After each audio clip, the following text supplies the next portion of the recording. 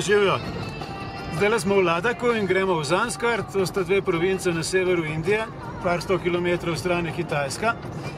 Tole sem jaz, tole je naš šofer, tole so pa trije prijatelji iz Indije in sicer so iz Delhija doma.